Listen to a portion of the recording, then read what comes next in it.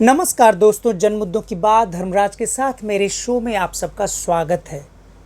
एक वीडियो में उत्तर प्रदेश के एसटीएफ अधिकारी, जैसा कि बताया जा रहा है, शायद उनका नाम डीके शाही बताया जा रहा है, हंसते हुए बड़े गर्व से मीडिया के सामने कह रहे हैं उत्तर प्रदेश में अपराधियों का सफाया हो गया है। दरअसल मंगेश यादव नाम के एक युवक के एनकाउंटर के बाद उत्तर प्रदेश की राजनीति में उबाल आ गया है। 2024 के लोकसभा चुनाव के बाद भाजपा को उत्तर प्रदेश में बड़ी हार का सामना करना पड़ा।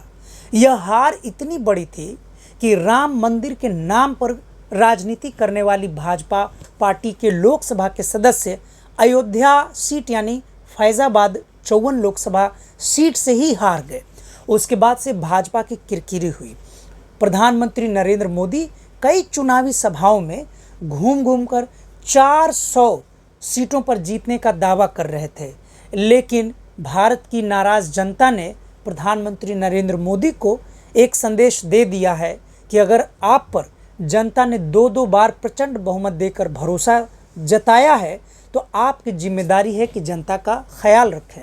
लेकिन जब से प्रधानमंत्री नरेंद्र मोदी सरकार में आए, तब से मुस्लिम, गाय, गोरक्षा, हिंसा, हिंदू, मुसलमान, पाकिस्तान, इन मुद्दों के आगे भारत की राजनीति में कुछ भी बढ़ता हुआ नहीं दिख रहा था। उत्तर प्रदेश में 2024 लोकसभा चुनाव में हार के बाद से योगी आदित्यनाथ की सरकार पर संकट गहराने लगा है।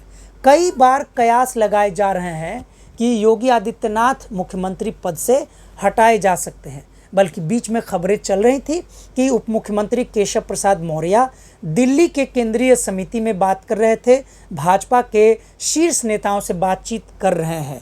उत्तर प्रदेश में दूसरी तरफ नौकरी के मामले में जो 69,000 शिक्षकों को नौकरी का एक नौकरी में घोटाले घपले की जो मामले चल रहे थे कोर्ट में, उसमें भी भाजपा सरकार की किरकिरी हुई है।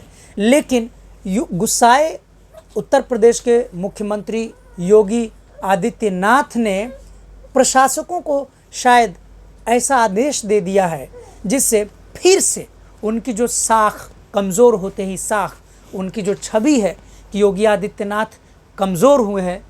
जब यह अफवाह कि उन्हें कभी भी मुख्यमंत्री की कुर्सी से हटाया जा सकता है, ऐसा लगता है कि उन्होंने अपनी इस छवि को बदलने के लिए प्रशासकों को ऐसा कहा कि प्रदेश में ऐसा माहौल बनाओ जिससे फिर भी प्रदेश में आपस में लोग पोलराइज हों, यानी राजनीतिक रूप में राजनीतिक खेमों में खुलकर बंट जाए। मंगेश यादव के एनकाउंटर के बाद से अखिलेश यादव काफ़ी मुखर होकर उन्होंने विरोध किया है, बल्कि आम सड़कों पर आम लोगों के बीच अब यह बहस की बात हो गई है कि जब से उत्तर प्रदेश में योगी आदित्यनाथ की सरकार आई है, एक जाति विशेष के लोगों को विशेष संरक्षण दिया जा रहा है। उस जाति विशेष के गुंडों को भी सरकार नहीं छू रही है, बल्कि संरक्षण दे रही है, जबकि दूसरी जाति के लोगों को एनकाउंटर कर दे रही है। जिन अपराधियों को, अगर कोई अपराधी है, हालांकि यह मामला कोर्ट का है कि कोर्ट साबित करेगी, कोर्ट में साबित होगा कि कौन अपराधी है कौन नहीं है। भारत का संविधान आखिर जब लिखा गया होगा तो एनकाउंटर की व्यवस्था नहीं ही खुलकर की गई है। उसमें बड़े बड़े जगहों में बड़े बड़े अपराधियों के साथ को उनको ट्रायल का मौका दिया जाता है। भारत ऐसा देश है जहां पर अजमल कसाब, जिन पर ताज होटल हमला करने का, अटैक करने का आरोप था, उस व्यक्ति को भी अपनी बात कोर्ट में कहने का अधिकार दिया गया, बल्कि अजमल कसाब को भी यह मौका दिया गया कि ट्रायल हो तो अपनी बात वह चाहे तो कह सकता है। अजमल कसाब को फांसी देने के पहले यह कहानी बड़ा ही मशहूर है कि कैसे जो जेलर अजमल कसाब को देख रहे थे, वो जेलर अजमल कसाब को फांसी के दिन बहुत दुखी थे, और बल्कि उनकी किताब बहुत चर्चित है। यह आम चर्चा है, आपको तमाम सारे सोशल मीडिया प्लेटफॉर्म्स पे मिल जाएंगे कि वो जेलर ने क्या कहा। जिस देश में अजमल कसाब जैसे आतंकवाद के जुर्म में जेल में बंद अपराधी को भी अपनी बात कोर्ट में कहने का अधिकार है, अपने बचाव में अपनी बात रखने का अधिकार है। उस देश में भारत के नागरिक की इस बिना पर एनकाउंटर के नाम पर हत्या कर देना, प्रशासनिक हत्या कर देना कि वह अपराधी था, कहाँ तक लोकतांत्रिक है, कहाँ तक संवैधानिक है। पहले भी योगी आदित्यनाथ सरकार के खिलाफ ऐसे मामले दर्ज हो चुके हैं। सबसे पहली बार जब विकास दुबे की एनकाउंटर में हत्या हुई थी, तब भी योगी आदित्यनाथ की सरकार पर गहरे सवाल उठे थे और उनके प्रशासन चलाने के रवैये को लेकर पूरे देश में आलोचना हुई थी। ऐसे कई मामले हुए जहां पर अपराधियों की बात आती है तो ऐसा लगता है कि कोई अपराधी किसी उक्त जाति के हैं तो उनको संरक्षण दिया जा रहा है, और कोई व्यक्ति कोई अपराधी किसी दूसरी जाति का है तो उसके खिलाफ बड़ी कार्रवाई की जाती है। बार बार मीडिया में यह रिपोर्ट आ रही है कि उत्तर प्रदेश प्रशासन जिस प्रकार से चल रहा है या चलाया जा रहा है, बहुत दिन तक ऐसे में लोकतंत्र तो नहीं बच पाएगा।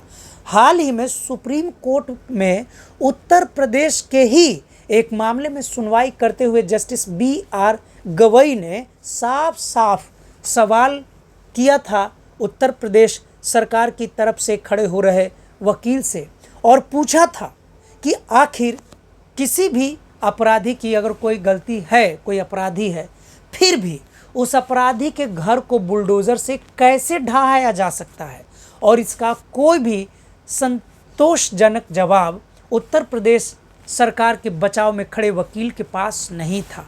लगातार उत्तर प्रदेश सरकार पर लोकतंत्र के हनन का आरोप लग रहा है, लेकिन योगी आदित्यनाथ एक कट्टर हिंदू नेता की छवि से बाहर आने को तैयार नहीं है।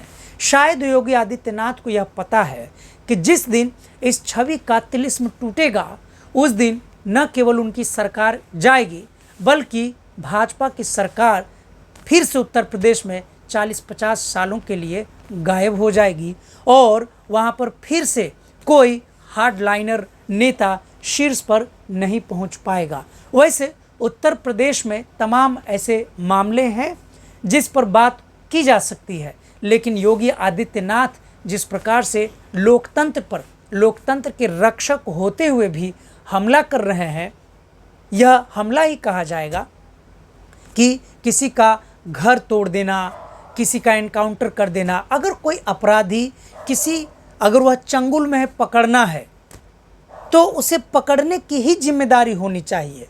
ऐसे में तो कितनी हत्याएं होंगी।